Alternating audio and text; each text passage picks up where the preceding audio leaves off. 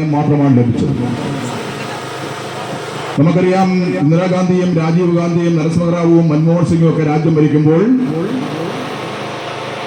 കേന്ദ്രം കേരളത്തോട് കാണിക്കുന്ന അവഗണന അന്നും തുടർന്നുകൊണ്ടേയിരിക്കുകയാണ്.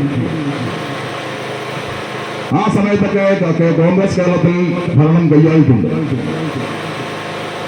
കേരളത്തിൽ ഏറ്റവും കൂടുതൽ കാലം കേരളം ഭരിച്ചത് സഖാവ് നയനാറാണ്. 3 പ്രാവശ്യം 15 വർഷക്കാലം. സഖാവ് എ കെ നായർ കേരളത്തിലെ പാവപ്പെട്ട ആളുകൾക്ക് 1980 കേരളത്തിലെ പാവപ്പെട്ട ആളുകൾക്ക് ഇന്ന് കൈനിറയെ വാങ്ങിക്കുന്ന പെൻഷൻ അനുവദിച്ചത് 45 രൂപയായിരുന്നു. അന്ന് കേരളത്തിലെ കോൺഗ്രസ് പറഞ്ഞത് കേരളത്തിലെ പാവപ്പെട്ട ആളുകൾക്ക് ഈ പെൻഷൻ കൊടുക്കാൻ പാടില്ല എന്നാണ് പറഞ്ഞത്. ആ കരുണാകരൻ കേരളം ഭരിക്കുമ്പോൾ ഇന്ദിരാഗാന്ധി രാജ്യം ഭരിച്ചു. കേരളത്തിന് പ്രത്യേകിച്ച് ഗുണമൊന്നും ഉണ്ടായിട്ടില്ല.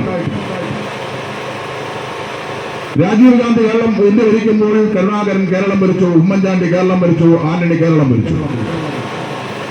കേരളത്തിന് പ്രത്യേക നേട്ടങ്ങളൊന്നും തന്നെ ഉണ്ടാക്കാൻ കഴിയത്തില്ല, ഉണ്ടായിട്ടുമില്ല, കേന്ദ്ര ഗവൺമെന്റ് പ്രഖ്യാപിച്ചിട്ടുമില്ല.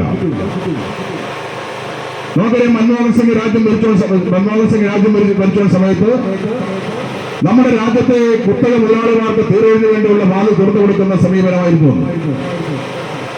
വി പി സിംഗ് രാജ്യം ഭരിച്ച സമയത്താണ് നമുക്കറിയാം മണ്ഡൽ കമ്മീഷൻ റിപ്പോർട്ട് നടപ്പിലാക്കി, സർക്കാർ കമ്മീഷൻ റിപ്പോർട്ട് നടപ്പിലാക്കി, നിരവധിയായിട്ടുള്ള ഭാഷവൽക്കരിക്കപ്പെട്ട പാവപ്പെട്ട ആളുകൾക്ക് കേന്ദ്ര ഗവൺമെന്റിന്റെ കൂടി ഗുണം ലഭിക്കുന്ന നിരവധി പദ്ധതി നടപ്പിലാക്കി.